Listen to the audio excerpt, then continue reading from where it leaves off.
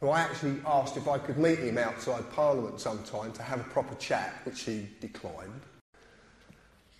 I don't know why, but he declined. But he told me something that's very interesting. He said to me, I asked him a simple question. It was a trick question, actually. It was a loaded question.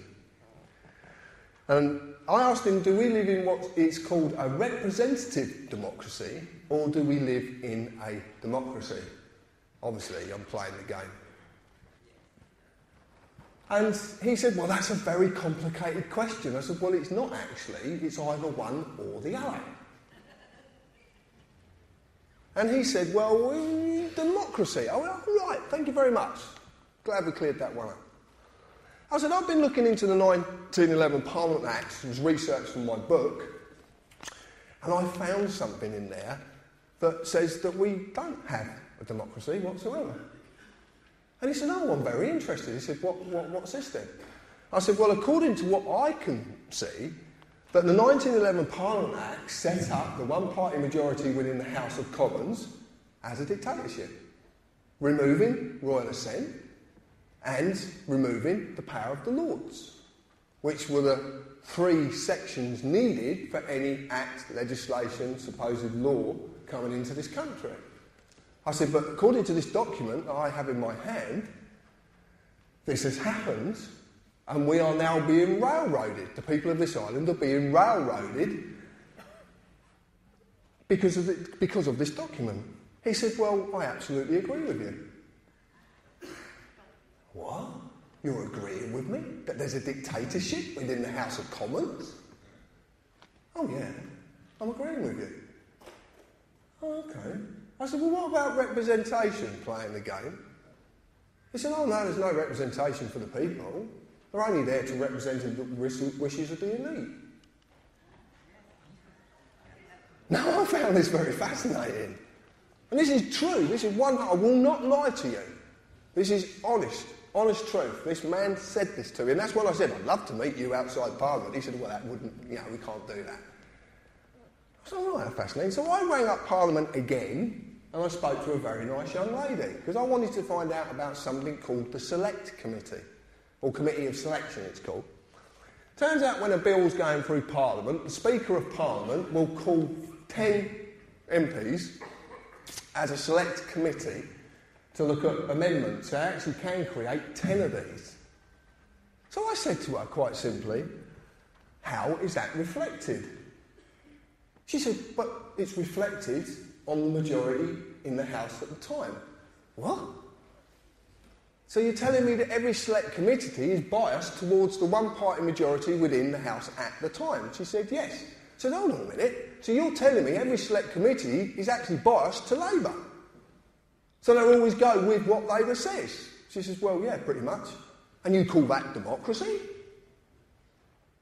Oh, well, she said, I can't really discuss this any further, which you get a lot when you're talking about these subjects. Especially when you start hitting the nail on the head.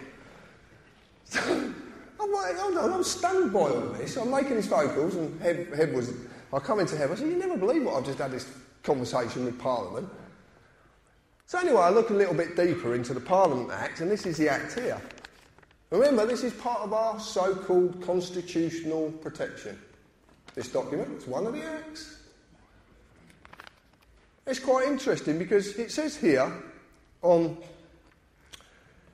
the left-hand side, it says, powers of the House of Lords as money bills.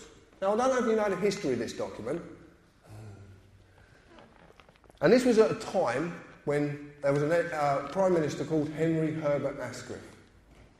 And Henry Herbert Asquith was part of the Liberal Party. His right-hand man, he had two, David Lloyd George and Winston Churchill. They were trying to put through a bill called the People's Budget. In all intents and purposes, if you actually look at the People's Budget, it's a bloody good document. A really good document. But it was a smokescreen. Because they needed this. This is what they needed. So anyway, I don't know if you know this, but in 1910, when Edward VII was the king, there was two general elections. I don't know if you know this. There was one in January, one in December. Our first one in January ended up with a hung parliament. Do you know what hung parliament is? Yeah? There was no majority. It was bang on. The seats were contained within, equal seating. Asquith, with Lloyd George's help and Winston Churchill's help, presented to Edward VII the 1910 Parliament Act, which is, all intents and purposes, this document. Edward VII read it, supposedly, and said to Asquith, to put this document through will cause, or make this bill an act, will cause a constitutional crisis, and sent it back. I don't know if you know the process, but a bill comes into the House of Commons or the House of Lords or private members' bill. They're bounced about like this, and all the amendments are done, blah, blah, blah, blah. Once it's done, the House of Commons puts what's called a Speaker's Certificate on it, and then it goes off to the Queen for her to put a moniker on it. Royal Assent, that's called. That's the three system. That's how it's meant to come in. When Edward VII sent it back, saying it would cause a constitutional crisis, because he realised what was wrote in this document. And what this document took away was the need for royal assent, and it actually took away the powers of the House of Lords to stop any bill coming through Parliament, no matter what they put through. They could put a bill through tomorrow that says that all blue-eyed babies on Tuesdays born at 10 o'clock have to be killed, and there is nothing that can stop them from doing it. Nothing. Because of this piece of paper. But would you accept that? So why do you accept everything else that's done this? Why don't you just turn around and say, no, you're not doing this no more? Edward VII died the latter part of 1910 from a heart attack. And we had a new king come to the throne, it was George V. And George V was a little bit green in the gills, supposedly. Didn't really understand the Constitution, plus he'd been taught by Fabian. Sir Henry Martin, if I remember rightly. Anyway, cut a long story short, Asquith decided to present the 1911 bill to George V. He sent about 20 letters, private letters, went across from Asquith to King George. And these are all on the internet if you want to go and have a look for them, so you can actually see the wording that was used. If you get a little book by Roy Jenkins about the Liberal Party, you'll find that they boast about how Asquith persuaded the king. They boast about the fact.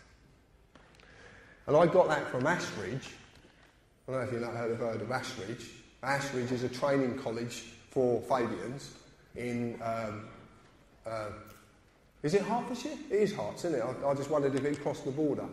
And do you know what their business slogan, because it's a business school, do you know what their slogan is? Make money from global warming. Go and look it up yourself. Don't worry about global warming, make money from it. I happened to pick up this little book up there, because they've got a book thing that you just pay £1 for 3 or 4 books or whatever you buy, and we just happened to pick this book up. So what happened was, George V, this is what they needed to do. At the time, there was a Conservative majority within the House of Lords that was stopping all money bills going through. So what they needed to do was to take the powers away from them Lords. To do that, they created what's called a second chamber. The second chamber was to be filled with Liberal peers. This was the start of the process of what they call popular peer and not hereditary. If any of you know what Mr. Blair did, bless his heart, to the House of Lords a few years ago, what did he do? He booted out the rest of the hereditary peers. This process started in 1911.